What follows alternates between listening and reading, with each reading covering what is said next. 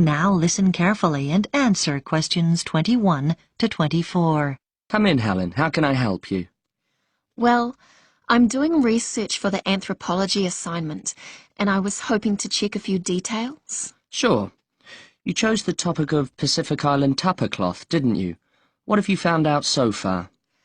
Well, I was going to introduce my assignment by saying that the tapa cloth is a fabric made from bark, just the outer layer of the trees.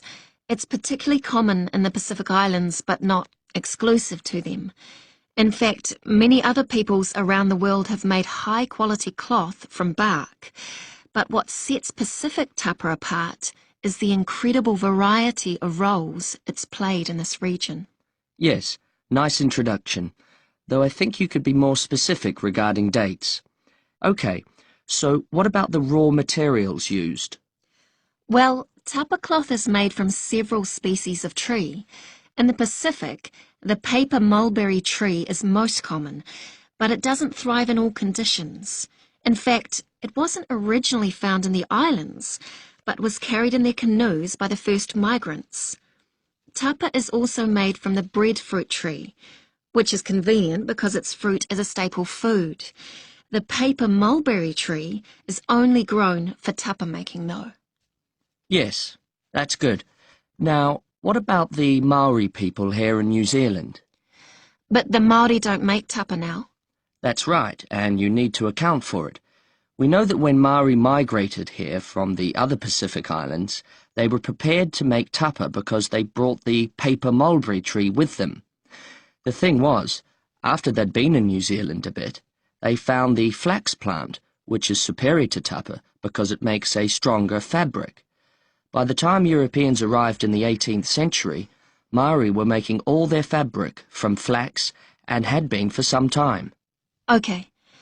So, with the production process itself, first the inner bark is beaten with wooden hammers to soften the fibres.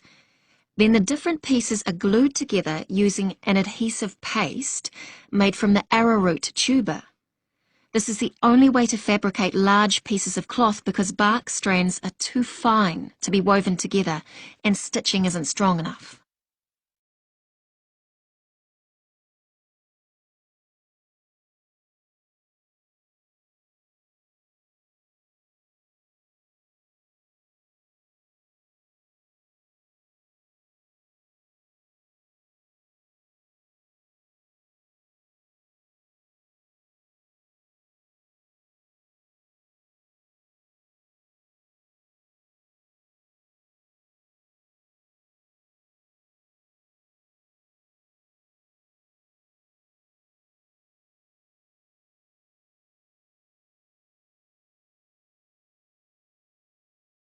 Now listen and answer questions 25 to 30. So now you need details about different countries.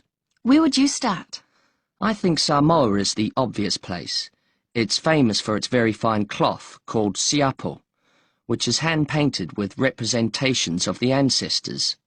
Still today, at the most profound events in life such as births, funerals, weddings, and the investiture of chiefs, Samoans wear siapo robes to add significance and meaning to the ceremony. Okay, then I could talk about Tonga. It seems to me that the great innovation in Tonga has been developing a simple, coarse cloth which is quick and easy to make. This is suitable for all sorts of everyday functions around the house like bed covers, mosquito nets and curtains. Good point. Now, what about Cook Islands tapa? Well, the soil there is poor quality, so the breadfruit tree is often used. One type of thick cloth called tikoru was wrapped around the poles and used to mark the entrances to places of worship, so it was highly regarded in local culture. You might mention Fiji as well, which is interesting because tapa was actually used as a currency there. Fijians used to sail between the islands and exchange tapa for other commodities like canoes or pigs. I know that in Tahiti the tapa cloth is different because the patterns are in colour, which is considered more valuable than the usual brown patterns. You're right about the Tahitians using coloured pigments, but they aren't more valuable. The colours are only a decoration. People enjoy wearing bright robes, especially for dancing and competitive games, and do it just for fun. Oh, I'll make a note of that. Well, the last place I was going to mention was Tikopia. Even today it's commonplace to see people wearing clothes made of tapa cloth. In many of the other islands, the tapa only comes out on special occasions. But here you see people working in the gardens wearing tapa. Sounds promising, Helen. I'll look forward to reading your assignment.